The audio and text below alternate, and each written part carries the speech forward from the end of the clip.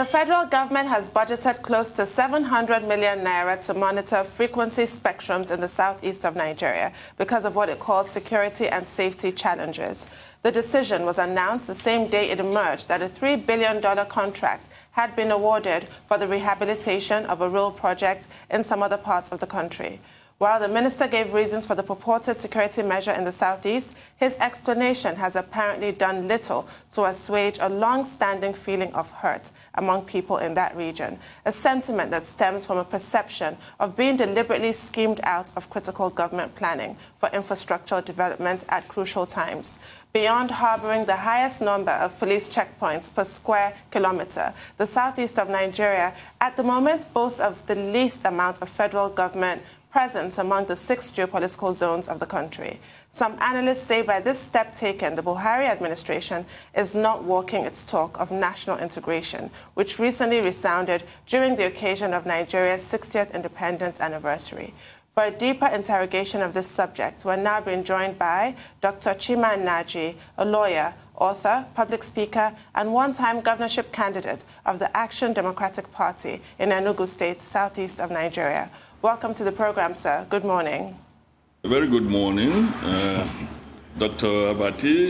Doctor. Good to see you. Good morning. Good morning. Thank you for joining us. Very well. Rufai. Morning, sir. And Victoria. Good to see you guys. Morning, sir. Oh, you know the real name, Victoria. Victoria. He knows. Dr. Nnaji is one of us. He knows. You've been listening to Emmanuel Ofeni. Anyway, quickly, Dr. Nnaji. Well, people have been complaining in the southeast that the southeast has been marginalized. But it looks like the federal government has taken a concrete step now to address one aspect of marginalization with regard to frequency spectrums. What we're told is that before now, the five geopolitical zones were covered by frequency spectrums. Only the southeast was neglected. But now the Federal Executive Council has taken the step to address that. 640 million has been provided to ensure that there is a security and safety in the southeast with regard to frequency spectrums. Lucky southeast. Very lucky indeed. Well, it's rather unfortunate that anything about southeast reverberates in this government. That means the intention may not be noble. But frequency monitoring, maybe that's the dividend of democracy for the Southeast.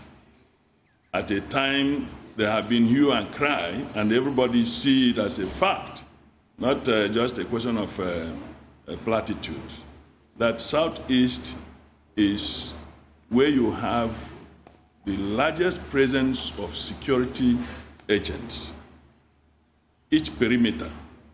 And it has rubbed off negatively on our war against the Boko Haram. Because the useful elements that are supposed to be doing that war pay their way to come to Southeast for extortion. So you can't make progress with that. Nobody is monitoring that. What the federal government wants to do is to monitor frequency at a time that I don't know whether they have that technology to achieve the kind of mission they have in mind. But I can tell you that this is not a noble, even if it was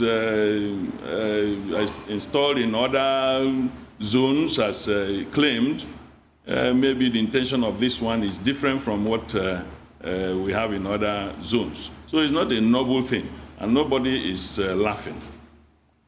Indeed, sir. I mean, I'm not of a suspicious or paranoid tendency, but I have to say it's very odd for the minister to tell the Federal Executive Council that they monitored 5 geopolitical zones and left out the southeast, and they're trying to now remedy that omission. Can you make sense of that? Because I can't. My dear, because we are intelligent people, I'm operating at your frequency. I can also not make any sense out of that nonsense. But I can tell you that any goat that is lying on the floor is lying on its own skin. The floor is just already a floor. So the skin on the floor is that of the goat. So let them continue to monitor. Instead of achieving development and integrating the Southeast to the mainstream of national development, a group of vibrant set of people that have contributed immensely and continue to contribute even in a most challenging environment. The government seems to be doing the opposite of what it is telling us on the television. You know, so the government continues to do the opposite of what it is saying to the international fora, and the country is the one for it.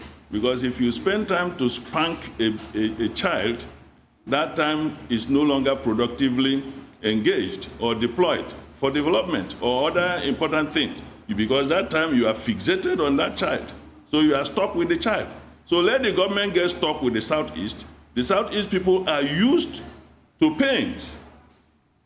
We are used to pains because we are already in the cold before the onset of the Harmattan. So we know how to navigate. What will do it for you as regards development and integration of the Southeast economically into the fold? What will do it for you? What would you rather this amount of money being spent on Spectrum now should have been spent on? Rufai, you know, this money that is being spent is even borrowed money. It's borrowed money. It's borrowed money. And Southeast will be part of the repayment plan. In fact, a substantial part of the repayment plan. Because the people that are enjoying the borrowed money, the substantial part of the money pretending to be deployed for development there, will not yield any dividend, even to them individually. So when we're talking about the railway, you can see how Southeast have been shortchanged. And everybody in this country and the world over know that the Southeastern people are moving people. They don't move with a subsidy. They are ready to pay the bills. We are ready to pay for the rail line that will come to the Southeast, to any part of this country. And any government that is serious about economic development, especially using borrowed money, you are talking about how to repay. The multiplier, if you deploy borrowed money to areas of economy that will yield some multiplier, the multiplier, you use it to develop some areas that will ordinarily be just a consuming section of the economy. Road infrastructure, check down the Southeast, none. Air transportation, the other day there was so much fanfare that Enugu Airport is, and I go there and see that it is not the way it is presented. And we are expected to be grateful that at least the Enugu Airport is reopened. Nobody governs a country like that. You don't spite your face. If you want to make up, I think the women know very well that if you have to make up your face, you don't have to pour the pancake into your eyes. Because at the end of the day, you will not see, even though your face may look beautiful. This kind of meretriciousness is not going to lead this government anywhere. Not country, this government. But we will be here. We were here when they came, and the Southeast will be there when it will go. Well, Dr. Nnaji, I would like to play the devil's advocate. Very well. The minister made it clear that these frequencies that are allocated by the Ministry of Transportation, Ministry of Aviation, the Office of the National Security Advisor, the National Broadcasting Commission, that these frequencies are important for security and also for other purposes like broadcasting, like safety of air transportation, right? And that this will create jobs and provide opportunities also for people in the Southeast. Secondly, they also need to address the issue of illegal frequencies that are out there. Out of the 320 we have in the country, 106, Minister Pantami was saying, are illegal, and they need to clean up all of that for national security purposes. As for the railway that you referred to, the Port Harcourt-Maiduguri line that was announced by the Minister of Transportation, Rotimi Amechi, we're told is going to be linked to Owerri, and it will pass through Onitsha and Nnewi before it begins its northwards journey. So in that sense, in that plan, the Southeast is also included. So the question that someone at the federal level would ask is, why should the Southeast complain since their interest has been covered? You know, the Southeastern interest, as far as this government is concerned, is always in the plan. And who is interested in plan that can never be executed, or a plan that was designed to fail, or with intention never to allow it to take off?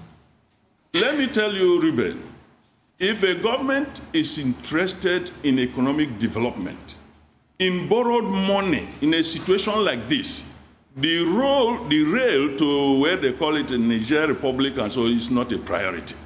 The priority should have been to invest in that southeastern flank, where you know that on a daily basis, millions of people travel. And these are people who are not begging. They have the capacity to pay for the fares. They have the capacity to pay. And what is economic development?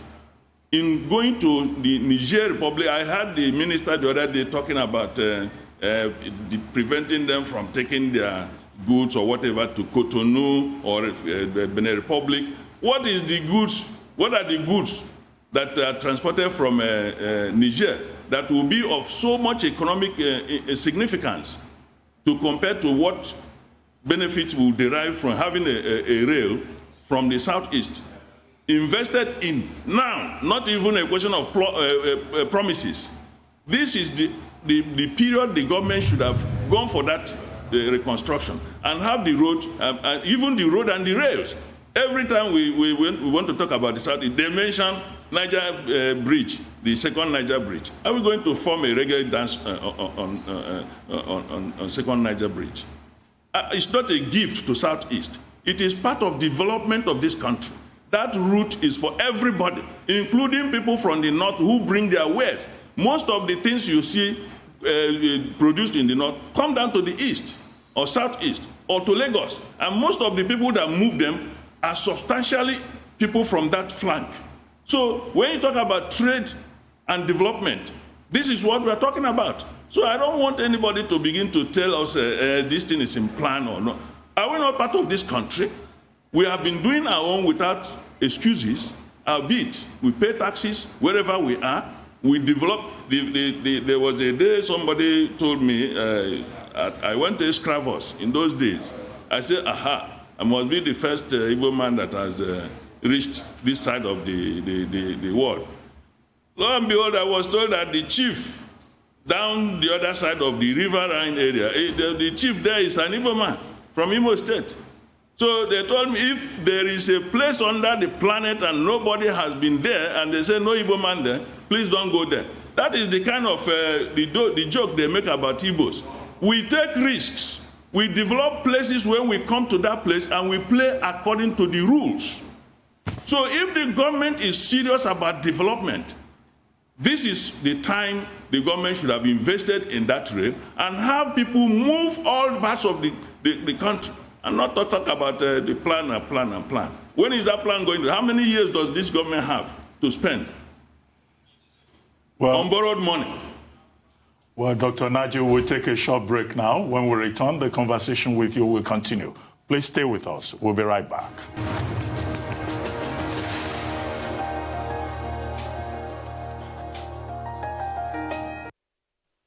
Welcome back to the morning show here on Arise News. We're still with Dr. Chima Nnaji. Welcome back, sir. Thank you for staying with us. You just addressed Dr. Abati's points, playing devil's advocate about the second Niger Bridge, which the president was proud to announce is 46% complete. There's also the Onitsha seaport that's been, touted as development to the southeast. I'd like you to address that point as well, whether or not that is satisfactory. But whatever the case may be, whatever the achievements that the government has to point at, you have those on one hand, and on the other hand, we're still in the middle of the PENCOM palaver, where Mrs. Chinelo Amazu is, well, there's an attempt to replace her with an Aishat Umar in contravention of the PENCOM Act, the National Pensions Commission Act, sections 20 and 21, which declare that the DG, Director General, should be replaced from somebody from their geopolitical zone. I'd like your take on that issue, which is still raging at the moment.